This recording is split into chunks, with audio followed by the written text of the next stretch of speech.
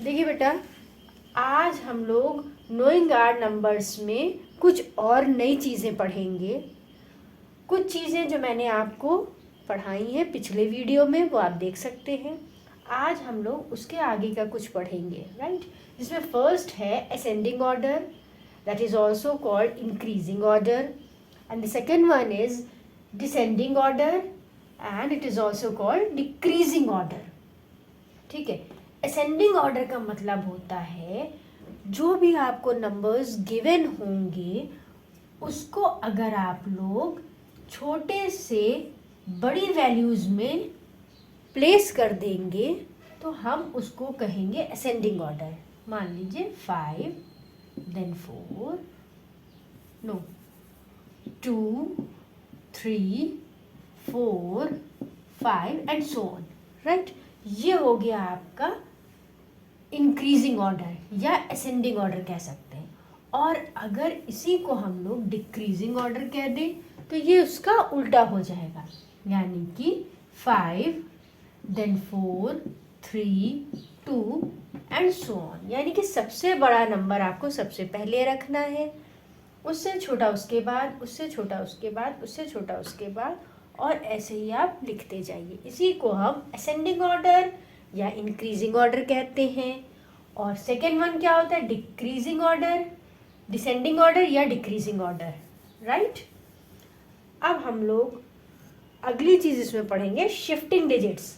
Shifting digits का मतलब होता है, यानी कि आपको कोई एक नंबर दिया हुआ है और उसको कह रहे हैं by shifting the digits you have to make a greatest number and a smallest number.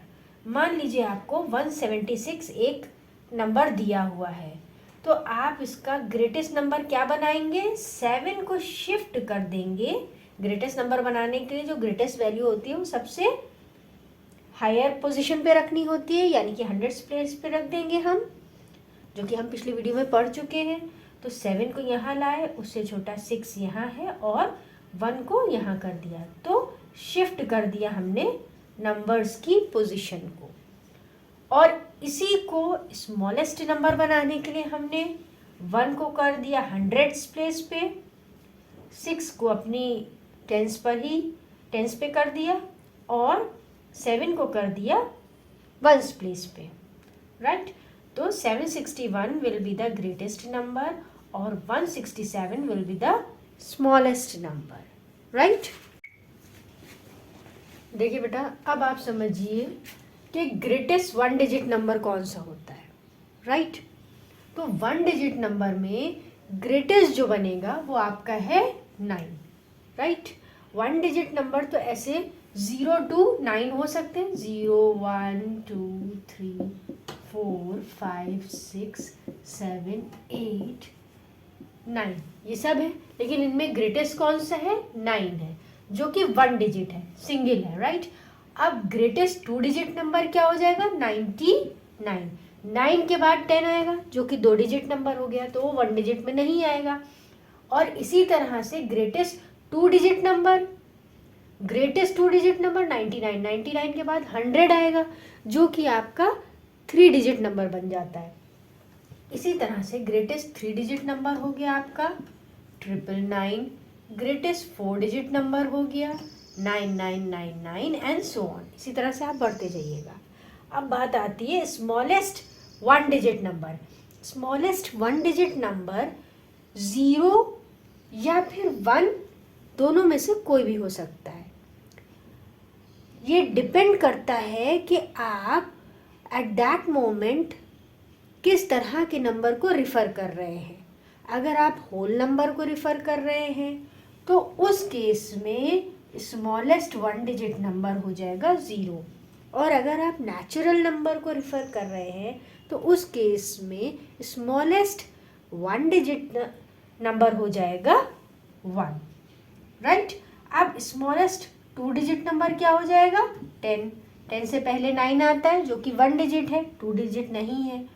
और 10 के बाद 11 आता है, वो उससे बड़ा हो जाएगा, तो स्मॉलेस्ट कौन सा हुआ? 10 हुआ। इसी तरह से स्मॉलेस्ट 3 डिजिट नंबर कौन सा हो गया? 100। स्मॉलेस्ट 4 डिजिट नंबर कौन सा हो गया, 1 000 एंड सो ऑन। आगे आप इसी तरह से इंक्रीमेंट करते जाइए नंबर्स का, राइट। देखिए बेटा, अब सीखिए place value and face value. Place value किसको कहते हैं, जो किसी भी डिजिट की प्लेस को बताए या पोजीशन को बताए। अब मान लीजिए आपको ये नंबर दिया है 98715, तो इसकी 8 यहाँ पे कहा गया है कि बताइए कि 8 की फेस वैल्यू क्या होगी और प्लेस वैल्यू क्या होगी।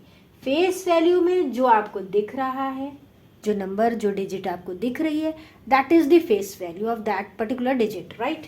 उसको आप एज इट इज लिख दीजिए। अब the face value, place value, right. Place value क्या हो जाएगी, जो उस पर्टिकुलर डिजिट की पोजीशन होगी। जैसे 8 किस पोजीशन पे है, 1000 की पोजीशन पे है, तो आप इसको 8000 लिख दीजिए, या फिर 8 और आगे 3 डिजिट है तो उसकी जगह आप 0 बना दीजिए। दोनों के मतलब एक सेम है, ठीक है। अब इसी को अगर मान लीजिए एक्सपैंडेड फॉर्म में लिखना हो, जैसे 98715 है, इसको एक्सपैंडेड फॉर्म में लिखना हो, तो आप क्या करेंगे, 9 लिखिए, उसके आगे जितनी भी डिजिट्स हैं उसमें 0 लगा दीजिए, right. Plus 8 1 2 3 plus 7 1 2 plus 1 0 plus 5, ये हो गया इसका एक्सपैंडेड फॉर्म, राइट। देखिए बेटा, अब हम लोग पढ़ेंगे इंडियन सिस्टम ऑफ न्यूमरेशन और इंटरनेशनल सिस्टम ऑफ न्यूमरेशन, ठीक है। इन दोनों के सिस्टम को समझने के लिए हमको पहले 3 पॉइंट्स जो हैं वो समझना पड़ेंगे, दिमाग में रखना पड़ेंगे आपको। First one is placement of commas, कि इन दोनों सिस्टम में कॉमा को कहाँ प्लेस करिएगा। Second one is reading of digits, यानी कि इनकी जो डिजिट्स हैं उनको कैसे रीड आउट करिएगा। And the third one is the digits will be read the same way till 10,000, right? यानी कि दोनों सिस्टम में हम 10,000 की पोजीशन तक हम जो डिजिट्स हैं उनको सेम तरीके से रीड करते हैं, राइट। अब जैसे मान लीजिए इंडियन सिस्टम में हम कैसे होगा, हमको कैसे पढ़ना होगा, ones, tens, hundreds, thousands, 10,000, lakhs, 10 lakhs, crore and 10 crore, right. और इसमें मान लीजिए ये एग्जाम्पल मैंने लिखा है, एक नंबर लिखा है, इसमें आप कॉमा कैसे लगाएंगे, पहले 3 की पोजीशन के बाद, यानी कि हंड्रेड्स की पोजीशन के बाद पहला कॉमा लगेगा, फिर 2 के बाद आप लगाते जाएंगे। ये इंडियन सिस्टम में लगेगा, इंडियन नंबर सिस्टम में, राइट।